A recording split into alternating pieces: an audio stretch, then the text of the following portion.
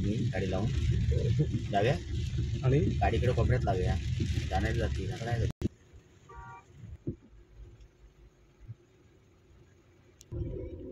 काढली काढली काढली काढली काढली. थांब जरा थांब. हे बघ ओमेगाच्या बरोबर आता समोर आबा की निघालो पुढं बघ. आबा निघालो समोर. हे बघ